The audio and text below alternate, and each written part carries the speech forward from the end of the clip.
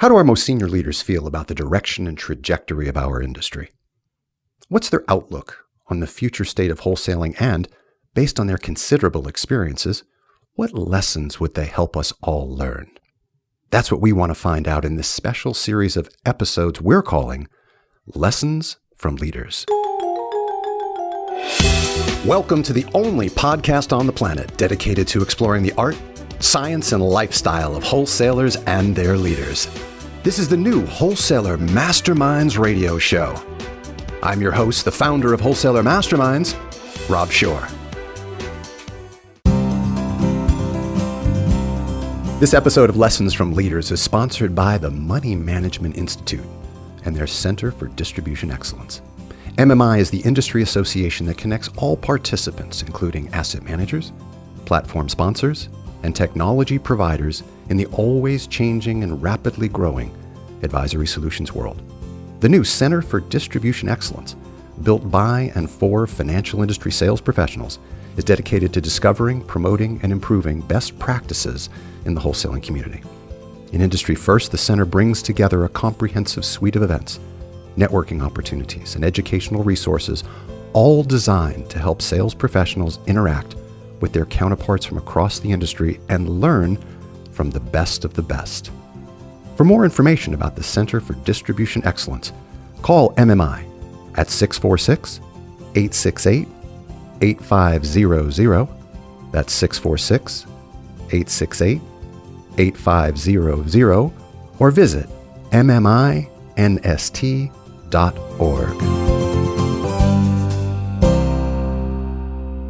Wholesalers, welcome back to the new Wholesaler Masterminds radio show. In this series of episodes from MMI, we're doing called Lessons from Leaders. And as I promised you in these series of episodes, it's not just the heads of distribution we're going to speak to.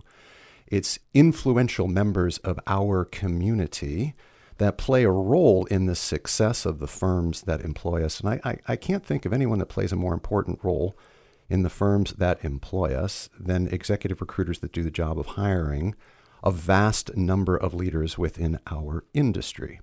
And that's why we want to have Kathy Freeman Godfrey on the line today. Kathy Freeman Godfrey offers her clients more than 30 years of experience in identifying, attracting, assessing, and recruiting top financial services talent on a nationwide basis. Now, she founded her firm back in 1992. And since that time, she's executed hundreds of assignments for C-suite executives, executive leadership, and high-impact individual contributors. She's recognized for her thought leadership across the industry and serves as a frequent conference speaker and panelist.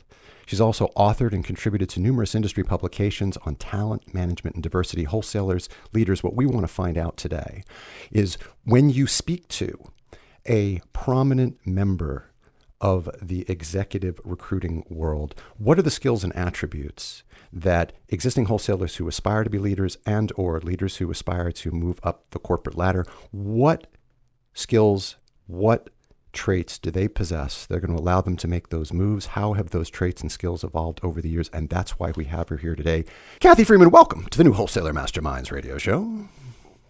Thanks, Rob. Thank you for having me on. Absolutely. It is my delightful pleasure to have you here. I didn't mention, as a part of the work that your firm has done, is that this is year 10. Year 10. Where does the time go, Kathy? Year 10 of the Talent Trends Report. And I think it's important to use that at 30,000 feet to help the insights that we're going to provide our listeners today. Tell us just a little bit about that study, because if you're a listener, there is a high likelihood that the head of your firm participated in this survey, because if memory serves me, Kathy, you have 250-ish leaders that participate in this every single year. Tell us more about it. Oh, yeah. Thanks, Rob. I think we had over 300 this year that participated in the survey, and it is the 10th year. Unbelievable how the time flies. And Rob, you were so instrumental in pushing me out to do this thought leadership back in 2009 when the industry was in such a state of disarray. So I will always be indebted to you for pushing me forward. as we looked at the 10th anniversary of the paper, there were a few things that really stood out about trends over the past 10 years. I think that if we look at diversity, it still remains a kind of an ongoing Achilles heel for our industry. That's one specific area. I think that it's increasingly become an important topic over the past decade, and certainly getting more and more attention inside asset management firms. When we surveyed our respondents this year, many, almost 80%, said they felt like their firms individually were making some progress towards diversity, which is wonderful. But unfortunately, when we asked about, hey, how has the industry done? And have they made meaningful progress with diversity? Over 50% said no. So still some work to be done, I think, with diversity. That's just been an ongoing area that we've really been tracking over the last 10 years or so. Kathy, what's the satisfaction been like generally across the board with our leaders? So there was a time when the survey first started, understandably, during the recession, where leaders were a little more interested, if you will, in making moves. There was more uncertainty in the industry relative to job stability, et cetera. Some of that has flattened out over time. What are you seeing relative to just general satisfaction within firms of C-suite and senior leaders? Their willingness to transition. Is that what you're looking at? Yeah. How has it changed over the years? Where is it presently versus where it was? You know what? It was interesting, Rob. This year on the survey, the appetite to transition is what we call it, and it went up 20% this year over last year, which was really interesting. We are in the midst of a talent shortage. And we can talk about that a little bit more in detail later. But this appetite to transition definitely has gone up significantly from last year. I might kind of attribute that to kind of a tipping point in the market. We've seen some compensation levels go up and up as we've seen this bull market progress. And then we've got this increased mergers and acquisition format out there in the asset management space. So I think that those two factors are playing into getting executives to be a little bit more open-minded as they think about their future. Is there some uncertainty coming down the pike? Do we have the necessary products and strategies to really build a business on an ongoing basis? So I think that uncertainty has really increased the appetite to transition going into 2019. And Kathy, I should mention, we'll get back to the diversity piece. That is an important finding, and I want to explore that more deeply. But I do want to just make sure we set the right stage for who you have spoken to in this study. So 300-ish folks responded to the study. And if you had to break it down, C-suite versus executive leader, where would you categorize your respondents, just so our listeners have an idea of kind of the weight of these folks? We don't gather the specific title, but I will tell you that over 70% of the respondents had over 20 years of experience in the industry, and many had over 25 years. So we are getting a high degree of preponderance of our respondents are coming from senior leadership roles. Okay.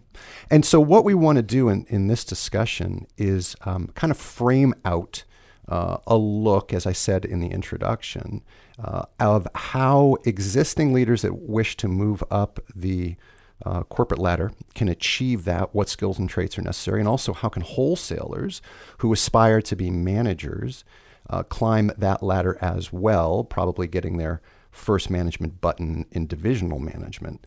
But let's talk about a kind of a compare and contrast. If you were to reflect back on the 1990s and how folks were evaluated, especially individual contributing wholesalers evaluated for leadership roles, how are they evaluated then versus how is the evaluation process taking place today?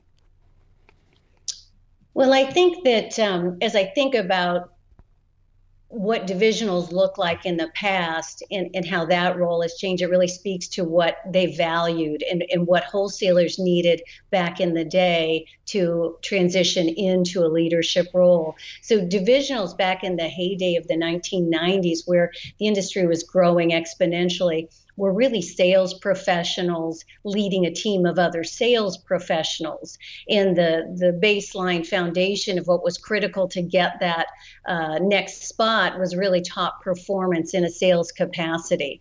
So it was really all focused about maximizing opportunity to bring in business, as well as the ability to evaluate and top grade talent on each of their teams. So, at the height, it was really territory coverage models and talent differentiations, and then just, motivating the team to really work hard and maximize the ability that they had to take market share out there. But today, I would say in a mature and consolidating market, the divisionals today are digesting a tremendous amount of information that they have access to at the advisor levels, and helping their teams to develop more pinpointed kind of strategic access to these advisors. And so the landscape of the divisional role, the skill sets really have changed to being more prescriptive. And so it's not necessarily that wholesaler who is just the top performer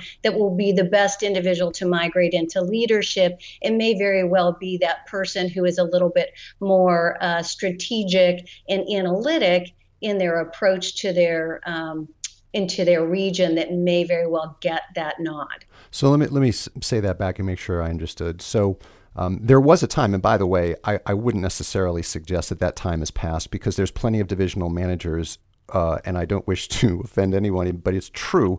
There's plenty of divisional managers whose qualification for management was nothing more than the fact that they were the top wholesaler or one of the top wholesalers in the firm, and senior management made a decision that because they were fine wholesalers, they will make fine leaders, which is not necessarily the case. What I hear you saying is that the evolved look at divisional managers today means that they have to be much more strategic in their approach, take a deeper dive into the relationship nuances between the firm and broker-dealers, and really take a more holistic view of their role besides simply whooping up the frontline sales professional. Is that a fair estimate? Yes, yeah, exactly. It's not that being a top producer isn't a wonderful, avenue to gather attention from your leadership and your executive team. So by all means, that's the perfect thing to set out to try to do. I think that, Rob, you were there. So in the 90s, when things were growing so exponentially, that was just kind of the one box that was most readily checked when they were looking at who they were going to promote. And so just how things have changed is today there's so much more going on, because we are in a more mature industry, that some of those skills and priorities have really kind of morphed a bit. Well, I want to talk a little bit about, as I have suggested more than once here today, what skills, what traits, what attributes do great leaders possess circa 2019? And I don't care if we're talking about a head of distribution that you're recruiting for. I don't care if we're talking about a divisional that you're recruiting for. I want to talk about what you have identified as being a common thread of great leaders that you find exceptionally easy, quote unquote, to place within organizations because they're just so gosh darn attractive. And I'd really like to spend some time here, because I think this is probably one of the most valuable segments of the podcast.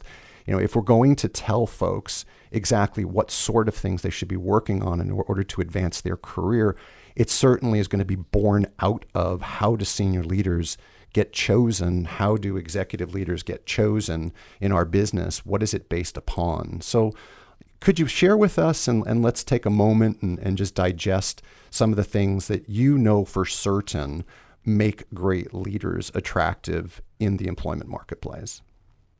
Sure. When I think about the characteristics of the really terrific leaders that I've had the pleasure to work with over the last couple of decades, there's a few intangibles that come to mind that should not be overlooked. As we think about how to differentiate ourselves from our colleagues. And these might be easily overlooked if you're younger in your career and you're thinking about your path up. You might be working on more concrete skills. But I would tell you, one of the biggest drivers and components and characteristics of successful leaders is a level of authenticity. I think that the people that I've worked with and that I've served and that I've worked to place in a role, they care for their people and their people feel cared for. So in a leadership role, I think the most effective leaders are really very authentic. They're not trying to please everybody. They're not trying to be the best to everybody. They're vulnerable, and they care. They're authentic. So I think that's the first characteristic that came to mind. Wait, before you move on, I want to talk about authenticity for a second. So there's some elements to authenticity that at first blush may fly in the face of advancement, and by that I mean, what happens? Isn't it true, or maybe it's not, that if I divulge too much of myself, if I allow myself to be too quote unquote vulnerable, if I show too much transparency, that then I'm not going to put up that veneer that strong leaders need to have. That's what a lot of people think. What do you think of that? Well, authenticity doesn't mean that you have to be whiny or weak. Authenticity simply means that you allow people to see some sort of vulnerabilities in you, and you can probably pick and choose those. I think at the foundation, caring for others authentically and allowing others to feel like they can care for you, it's a two-way street. So I think when I ascribe to authenticity, is really more of an ability to let people see past the positive veneer, past the cheery disposition, and into, hey, these are my struggles. And what are yours? And if you can weigh in on my struggles, I'd be happy to weigh in on yours. And, oh, by the way, how is your family doing right now? And are you feeling pressures with all this travel? Because I sure am, and I'd love your perspective. So it's just more of an open two-way dialogue instead of feeling like you have to. Some people feel like they are compelled, if they're going to be successful, to just put on this shiny face. And it doesn't translate, because we all have problems. And so I think that the leaders that have done exceptionally well have been more open to just articulate, hey, I'm human too. We all face these different challenges. Let's have a little bit more open culture of sharing. Okay. Thank you for elaborating on that. What would the next one be, the next characteristic or trait? I was really thinking about visionary, and I think that the really effective leaders have been very capable of setting a vision and then articulating that vision and getting buy-in from their teams. So successful leaders know the importance of getting the entire team rowing in the right direction and in sync. And I think that's one thing as people think about, okay, how do I step into a leadership role from an individual contributor role? Think about the team that you work with today. And then if you were sitting in your boss's chair, what would you do differently? How would you get everybody thinking and moving and rowing in the same direction? Because that's really a key element. So setting out a vision and then getting people to move in that similar direction. I'm glad that you clarified that a little bit, because the word visionary is a pretty big and expansive word, isn't it? I mean, for sure. It connotes a big thought. And I'm glad you tore that down a little bit, because the wholesaler that aspires, say, to be a divisional, the divisional that aspires to be a national, they may still be working on that skill of and thinking, visionary. I mean, I got some good ideas, but I may not necessarily be visionary. And so what I hear you saying is it's and I'm just going to repeat back part of what you said. It's the ability to marshal the troops and your other resources to be able to carry out the edict, the mission, the goal of the firm or the division, and get everybody reading off the same sheet of music. That's what I hear. Okay. Exactly. I think it's just really critical. It's not, you're no longer just, taking care of your own needs. You're really setting out where do you want to go and making sure everybody's coming alongside you at the same pace. Awesome. What would another one be? I was thinking of integrity. We live in such an age of transparency, more so today than any other time. And so sustainable leaders have to have the integrity to make the right choices day in and day out. And, not only today are others watching, but in today's society, they're recording too. Yeah. So there is just no room for a lapse in integrity and judgment. And you really have to be proactive and conscious about all these little decisions that you make. And Rob, you and I have worked for a while now, and we've seen terrific leaders, but they've had lapses in judgment, and it's cost them in their careers. And so if I could just say anything to those aspiring into leadership, you've got to take it seriously. It's a big mantle of responsibility, and there's really not the element and the opportunity to lapse in that. You've got to be kind of on your game 24/7. Don't people have integrity or not? I mean, I'm not wishing to get down a deep philosophical hole, but I am curious about your answer about that. I mean, don't people? You either have integrity or you don't. You're either wired to shortcut and run end run the rules, or you're not. Or can that be learned, or is it just a matter of if I'm an aspiring leader or a lower level leader aspiring to be a higher level leader, I just raise my antenna to the fact that, if I have a conscious choice here, if I have a conscious choice between, let's just make it very black and white, right or wrong, I'm going to choose right because I don't want wrong to come back and bite me in the ass in 5 years when I'm trying to get the national job. Mm-hmm.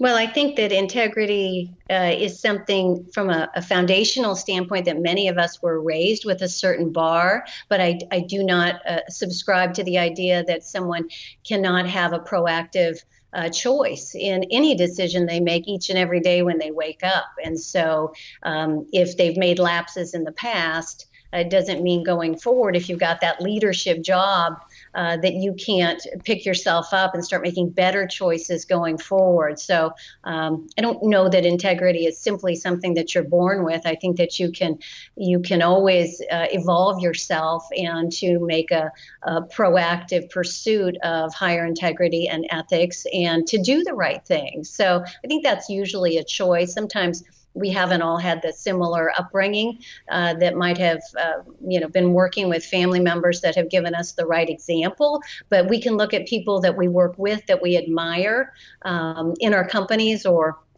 even in our competition, but really people that we want to pattern ourselves after. So I would say integrity is critical. And if you perhaps have had some lapses, just make a conscious effort if you do want to engage in leadership going forward to make sure you set a higher bar.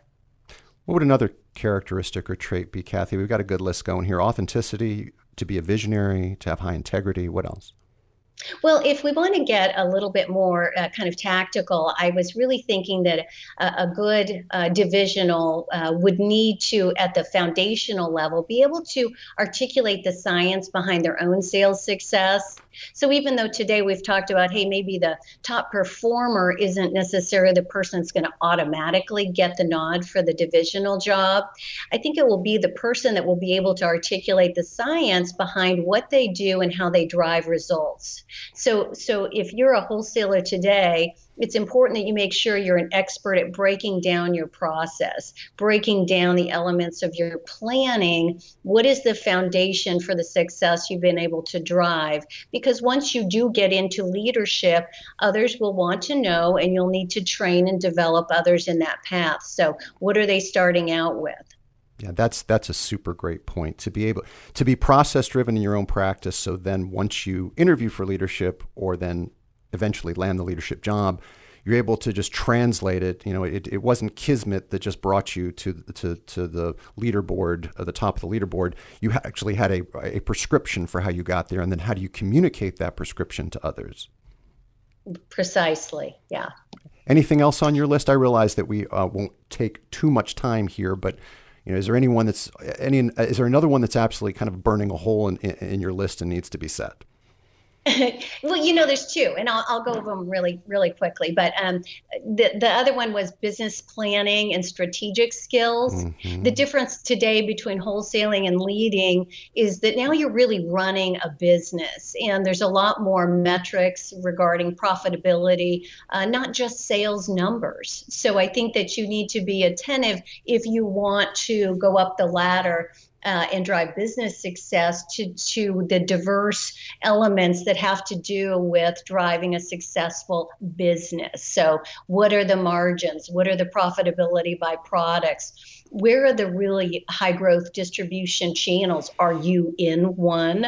If we think about RIA today is really growing exponentially, and some of the other channels are really suffering. So, be cognizant from a higher level, from the industry standpoint on what's going on. What are the costs of these strategic partnerships? What's the cost of exhibiting at a conference? What kind of business do you want to do when you send your teams to one of these industry conferences to make sure that it paid for itself, right?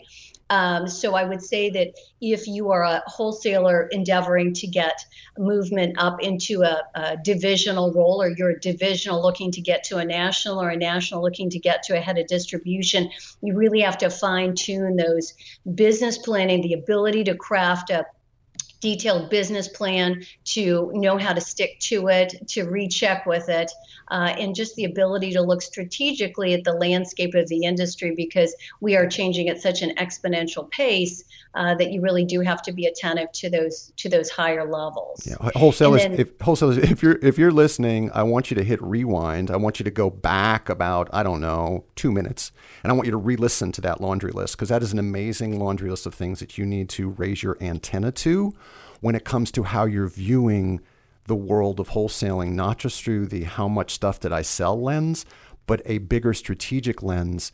And once you start paying attention to that, you're going to start arming yourself with the knowledge and the information that you need. So when you do step into an interview for a leadership role, or a bigger leadership role, if you're a divisional today, you're going to be prepared for what sorts of insights you're going to need to come equipped with. Kathy, what's the last one that's on your list? Innovation, Rob. I just felt like in our maturing industry, companies are always looking for leaders that bring new ideas to problem solving, or generating ideas that lead to new business. And so really, most recently, some of the top leaders that I've been working with they're innovative. They think about what's going on and how to think about, hey, how can we address that now? How can we think about it differently? I think that's a real critical component now that we're in a more mature industry. Yeah. And one thing I want to just say about that is sometimes folks that I speak with don't feel that they have the permission to get out of the very tight square box that wholesaling tends to put people in. And I actually just did a different On My Mind podcast this morning, this notion of you can still move within that box to be creative. You still have the ability to innovate within the space that you are in and stay within the confines of the rules of engagement, the rules of your firm, etc. And so I guess I'm underscoring your message with, you can be innovative in whatever place you have today. And that place may be individual contributor. It may be divisional. It may be national sales manager. It may be a channel leader. You have the ability to be innovative where you are today and still respect the integrity and the construct of your firm. There's one thing you didn't mention, Kathy, that I do want to mention because I think it's so very, very important. And it may be for you tucked under authenticity. And when you did authenticity, I was going to ask you if it kind of fit there. But empathy. I think great leaders have high emotional intelligence, and empathy is high on the list of characteristics of things you need to be emotionally intelligent. How do you feel about that? Yes, I think I totally agree.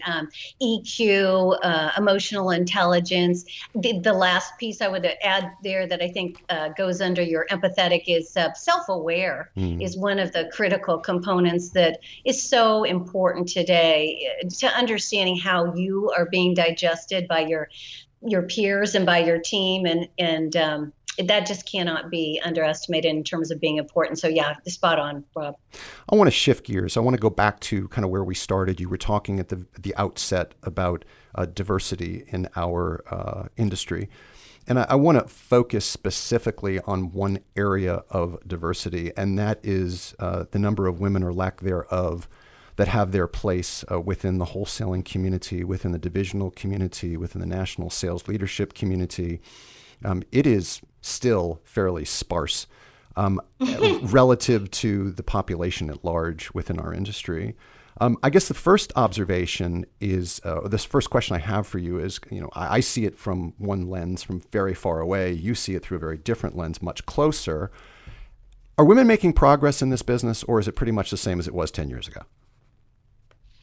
No, I believe women are making progress in the industry. I think a big difference is that there's now more support towards pulling women up the career chain in the industry. And why does that make a difference? I think it makes a difference because women have not been as proactive and purposeful to move their careers forward, or perhaps have the right intentions but haven't articulated as aggressively in the past as is natural for men to do. And I think that that has been an element and played a role in the lack of women that we see today in leadership. But that's just one piece of it, right?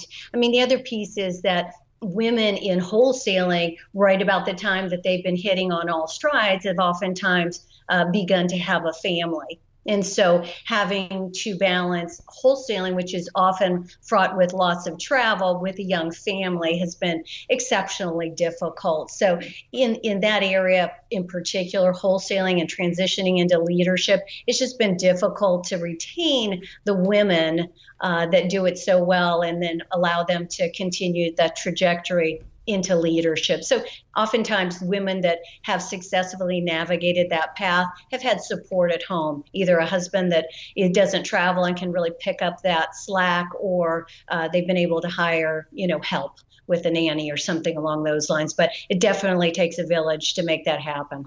Yeah. I've had the good fortune of working for extraordinarily talented women, and you have built your practice over the many years, 2 kids at home. I mean, so there's, as you say, it certainly is something that can be done. It needs to be structured in the right manner, and the support system needs to be properly in place in order to do it. What could and should firms be doing differently? What especially as we talk about management ranks, what could firms be doing differently that would invite more women into leadership roles? Well, first, I think it's important to let the women know what they can do, right? Because it's very difficult for firms to pull if the women aren't stepping up to do things. So let's first talk about what women in wholesaling roles could do to get into management. And then let's back into what the firms can do. So first, I'd say the women need to be purposeful and let their leadership know that they've got an interest in management. I think that men are doing a much better, always have done a better job about being proactive about, hey, I want my next step. Women are oftentimes just humble, and they've got their face down and they're doing their job and working hard and balancing whatever they've got going on. They don't think about that. They're just flat out, let's just do the best job we can with the job ahead of us. So women really need to start asking for recommendations from your boss on how you can start preparing for leadership, and make sure you articulate to leadership in your company you'd have an interest if there was a position that opened up. That's an important point. And I guess as a man, perhaps I just haven't even thought about that. It almost feels second nature that if you aspire to be a leader, you find a place in a quarterly review with your boss or an annual review with your boss. You mentioned over dinner during a ride along that this is the next place you want to be. And what I hear you saying is it's almost like, and you're the person that's going to answer this because I'm not equipped to, as a woman, your DNA would not necessarily suggest that that's a leap you're naturally going to make in the conversation. Exactly. I've learned that over a long time, Rob. And I've always asked women over the years, why is it that I've called on you for searches year after year after year to tell you about great opportunities, and you're always recommending someone else and not yourself, and 8 times out of 10, they'll say, well, I'm really happy with what I'm doing and I'm doing well and I like my firm. So, and I wasn't really thinking you were thinking about me. Mm-hmm. So women are just loyal and they keep their head down. And in response to your saying, what can firms do, to that point, in those reviews, the divisionals or nationals or heads of distribution can ask the women, hey, do you have an interest in leadership? Because we'd really like to consider you. Would you be open-minded to that? So it's a two-way street. It sounds so simple, but it's not at all simple. It's quite interesting. Let's move forward. These are adapted from the core questions that we ask distribution leaders, that is to say, folks that are heading distribution organizations. So your perspective, because I know you don't by rule recruit wholesalers, but your conversations with leaders will lead you to being able to answer these, I believe, rather effortlessly. From your chair, are you bullish or bearish on wholesaling? That's an interesting way to put that question. I guess I would say wholesaling is a great career, so I'd be totally bullish. I would just amend that to say there's going to be fewer roles as our industry consolidates, right? So great career.